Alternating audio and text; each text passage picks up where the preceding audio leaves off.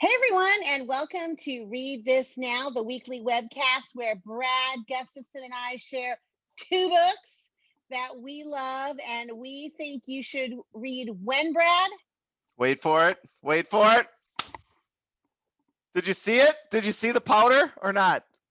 No? No, I totally missed it. Unbelievable. I'm like full of powder. You know what I'm This gonna is do? like a lot. I did a lot of show prep to make this happen. It smells like baby powder in here and you didn't even see it. That's all right. Wait for it though. I'm gonna do a slow-mo when I edit this video, so it'll be like, woo, I sure hope can't it's wait. there. I sure hope it's there.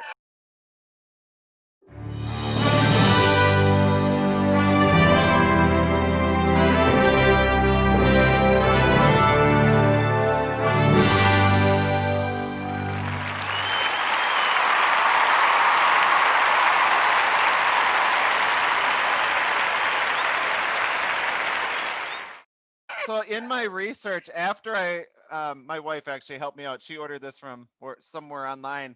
I realized that in the NBA, like LeBron James uses talcum powder. So this is baby Oh. powder. Maybe that was my issue. Maybe that's why you didn't see it. I don't know. But I love it. For those folks who did not watch last week's show, then that was a reference to how people in the NBA open sometimes games, and I wasn't aware because, yeah.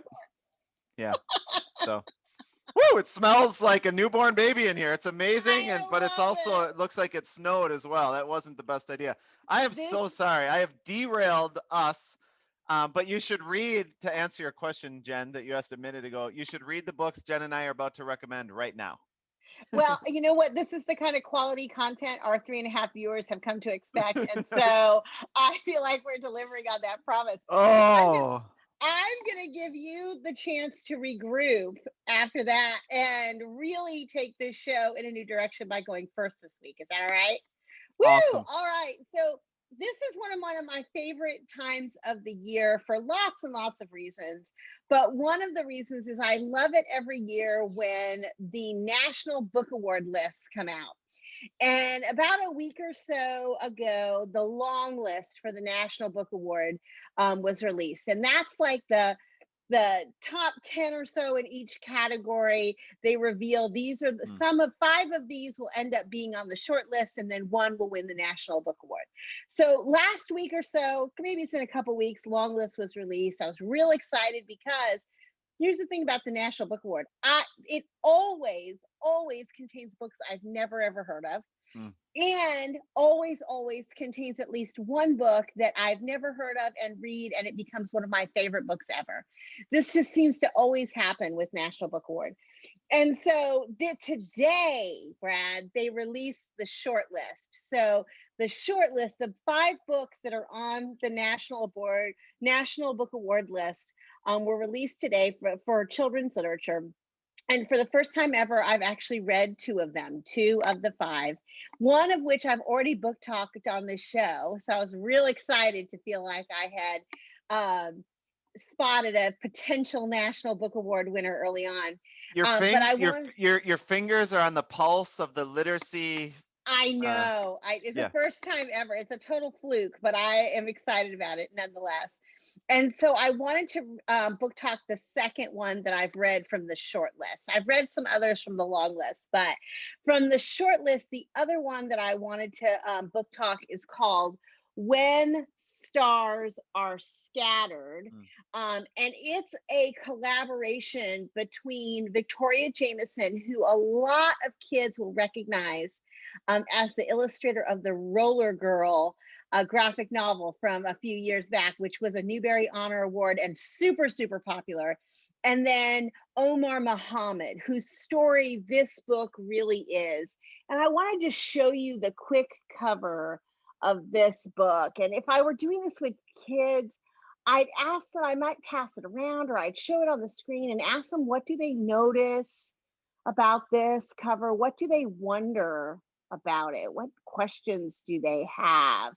And I think the cover would be just such a beautiful foray into this true story about 2 young boys living in Somalia who have to flee to a refugee camp in Kenya because their father is murdered in front of them and their mother goes missing. And these two boys, elementary school age, I can't remember the exact age, but I'm gonna say the oldest is maybe 4 when this happens, and then the youngest is just 2, just very, very little.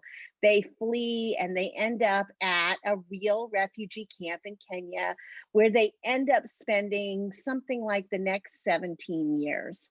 And during that time, something that transforms their life takes place. Many things that transforms their life takes place, but the thing that is at the heart and the center of this book is the opportunity to go to school.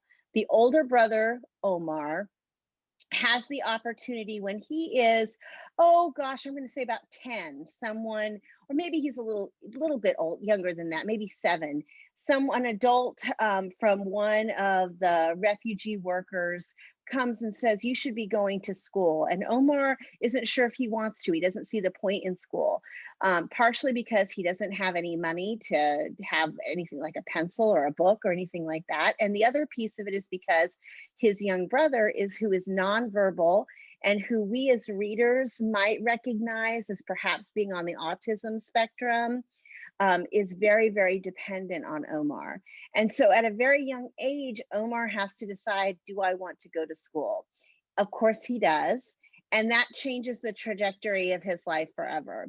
And again, it's a true story being told now from adult Omar. So we know he's okay. But we watch his journey from this young kid who has to escape just an unspeakable tragedy and feels very much alone, to an adult who has since immigrated to the United States and devoted his life to helping refugees like himself. And what happened to him, what happened to his younger brother, what happened to other people in the camp. And this book is tough, but it's also bright and beautiful. There's a lot of joy in this book to balance out some of the tougher stuff that you have to deal with. One of the subplots in the book that I have continued to think about over and over and over again is that elementary school in the camp is open to any kid who wants to go, but secondary school is only open to children who pass a certain exam. They don't have the resources or the teachers to school everyone. So unless you achieve a certain score on exam, you don't get to go on to secondary school, which is what we would think of as maybe 6th or 7th grade middle school. So schooling ends at the end of elementary school for most kids.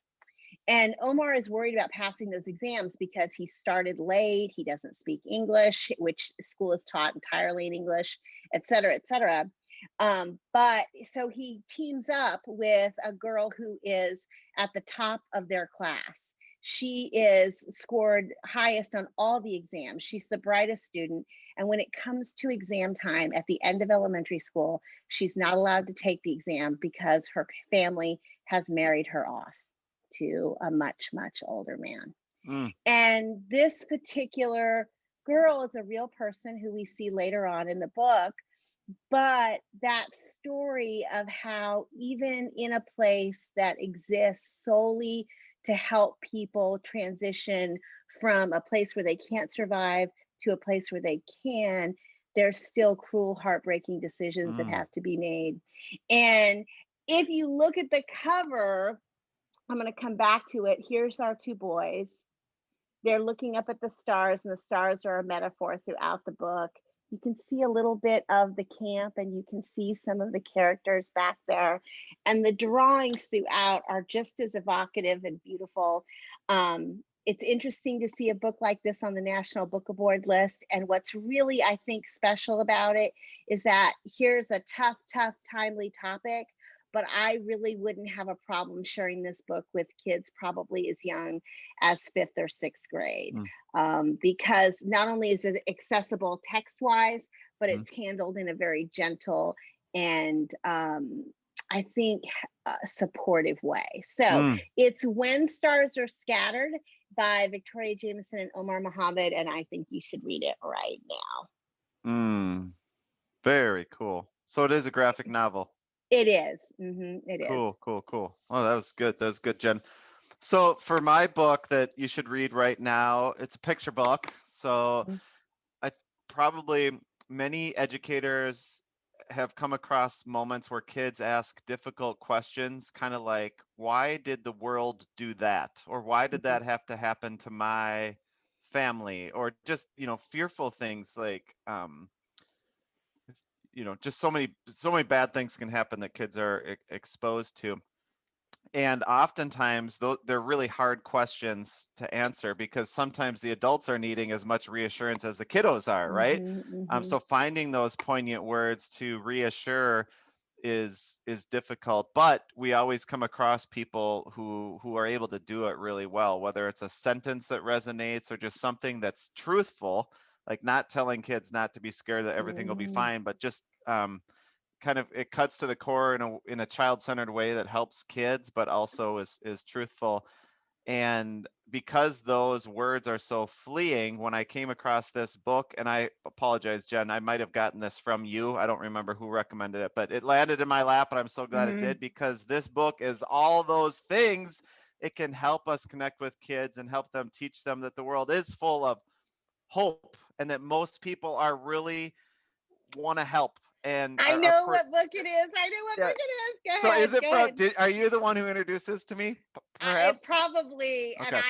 I've book talked it here and at a million Okay. places. I love it so much. And in fact, I was just talking about it this morning with Were you? someone. So this is proof. serendipitous. Yes. This is proof that the books that Jen shares are definitely worth reading right now, people. So I'm just trying to walk the walk and read what she's suggesting. So It's the perfect. book, yeah, the book is Most People. And I always, I take notes, Jen, either while you're talking or after the show. I'm like, what did she say? And sometimes I have to go back and look. But a couple other things, in addition to being accessible to all ages, I like how representative this book is because it even identified some of my biases that I don't often think about. Like there's a Mohawk person. See, I'm even labeling someone by their hair. That's not good. But there's a person with a Mohawk and blue hair, and there's a person in here with tattoos, and it just shows kiddos like there are a lot of really great people who want to help. And just because you have a Mohawk doesn't mean you're not one of them. And that's just one of many examples. So for that reason and conversationally, there's value. The other thing I'll point out, and this is kind of going in the opposite direction, I just was thinking as I was reading this, I'll just quickly read a page that made me think. And as a principal, I do read aloud, so I'll get to talk to kiddos about this, but also as a teacher, and I've seen our teachers just have incredible conversations that I just feel like blessed and humbled to be able to even hear, like the level that the kiddos enter into these and what they're sharing. But this would be one of those pages where I would probably try to muddle through a conversation. It's a page where it talks about a person who is frowning or mad or sad or mean is like a sour grape in a bunch of sweet grapes. And I was thinking about that, and probably in my younger days as a kiddo, that would make sense to me. And it's easy to almost kind of sort of demonize or label someone as sour or mean. But I was also thinking people's stories are more than being labeled like that. And sometimes people have been disenfranchised or burned many times.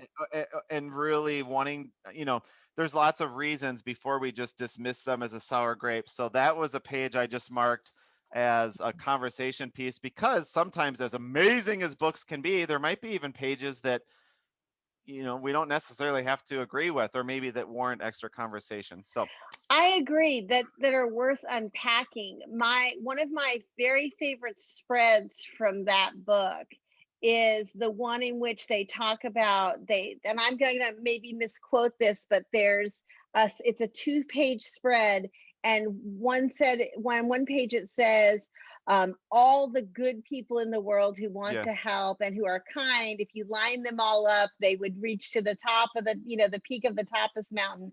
Whereas all the really unkind, mean people, if you gathered them all up, there really isn't that many. They'd all fit in one dark, grumpy room, right? And so in the context of that page with the sour grapes, I'm guessing a lot of those sour grapes end up in the line, we just label them as sour grapes, but really when we talk about them, they're something else. A sour grape isn't necessarily someone who's unkind and doesn't want to help. It may be that sourness is sparking from something else. So yeah, and to I quickly love that book. piggyback and add to it, the mountain line, you know, just Mm-hmm. trying to quantify for kiddos how many good people are in the world who really do want to Yes. help them and want what's best for them. It also made me think, yes, and we all have flaws, right? So Yes. just because you want to help kids and you're in that line doesn't mean you don't get grumpy or, you know, whatever, lose your temper or Exactly. make mistakes too. So so many good conversation I starters know. that would help, I don't know, just create community and empathy and things like that. So my book, Most People by Michael Leannah. Uh-huh. Thank you. I'd have to look at it, but I think that's right. Okay, I hope Uh-huh. so. And you should read it right now. Well, speaking of good people, if the good people watching this show would like to review it or look at our archives for other book recommendations, where can they go, Brad? Jen, you've always got the best transitions in the biz. I'm always impressed. They should go too. If you want to see our archives and just check out different picture books and graphic novels and novels, go to bit.ly/read_this_now. Thank you, my friend. I'll see you next week. Yeah, so great. Thanks, Jen. Take care.